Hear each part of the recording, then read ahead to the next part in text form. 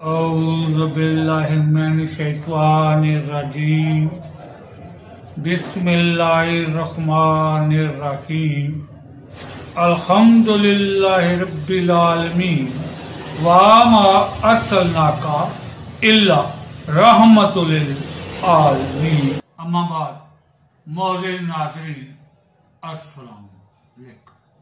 حکیم سکندر ہے جی نام میرا، صرف سب کے لیے ہے پیغام میرا، صرف بڑی باتوں سے مسلسل آگاہ رہنے کے لیے لال لفظوں کو دبا کر ہمارے چینل کو سبسکرائب فرمائیں اور ساتھ ہی گھنٹی کے نشان کو بھی ضرور دبائیں۔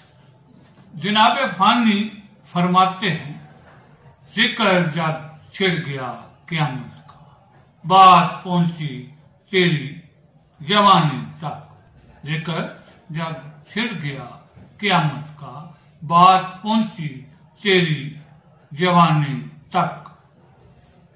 بزم صحت میں اس وقت ہمارا موضوع ہے سدا طاقت سدا جوانی۔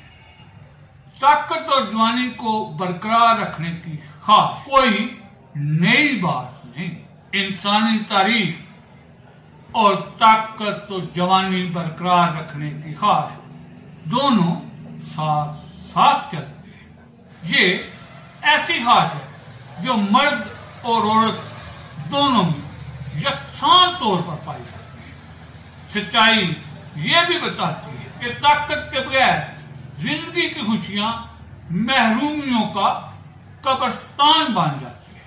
بقول حضرت علامہ اقبال، ہے جرم ضعیفی کی سزا مرگ مفاجات۔ تو ناظرین، آج ہم آپ کے لیے پیش کریں ایسا شاندار نسخہ جو کوئی طاقت و جوانی بحال کرتا ہے۔ یہ نسخہ بہت ہی خوب کمال کرتا ہے۔ یہ نسخہ بے مثال بھی ہے اور با کمال بھی ہے۔ کمال یہ ہے کہ کھوئی ہوئی طاقت اور جوانی کو واپس لانے بحال کرنے کے ساتھ ساتھ طاقت اور جوانی کو ہمیشہ ہمیشہ برقرار بھی رکھتا ہے۔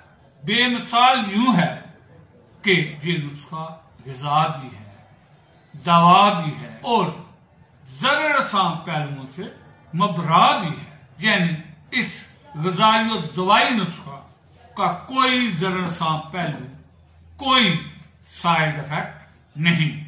جب چاہیں جب تک کھائیں، سدا طاقت سدا جوانی پائیں، دوائی نقصان سے بھی بچ جائیں۔ ناظرین، قلم لیجیے، ذہن دیجیے اور نوٹ کیجیے وہ شاندار نسخہ، وہ راز جس میں طاقت اور جوانی کو ہمیشہ ہمیشہ قائم رکھنے کی ضمانت ہے۔ اس بے مثال نسخہ کا پہلا جز ہے مغز اخروٹ، یعنی اخروٹ کی گری۔ یاد رکھیے گا، جہاں بھی لفظ گری استعمال ہو اس کا مطلب مغز ہوتا ہے۔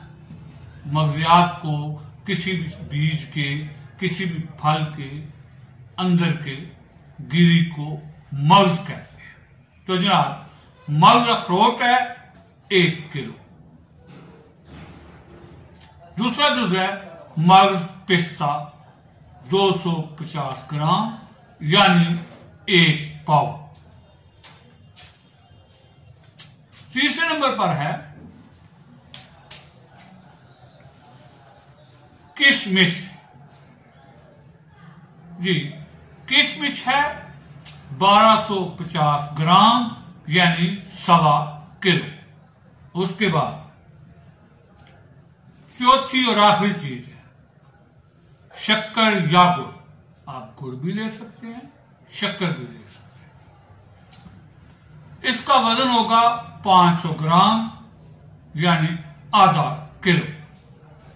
بنانے کا طریقہ کچھ یوں ہے کہ پہلی 2 چیزوں مغز اخروٹ اور مغز پستہ ہامن دستہ میں ڈال کر اچھی طرح کوٹ کر سہو بنا لیں. پھر ان میں شکر اور کشمش کو اچھی طرح ملا لیں. اگر گڑ ہے تو پھر اسے ملانے سے پہلے کوٹ کر شکر کی شکل دینا ہو.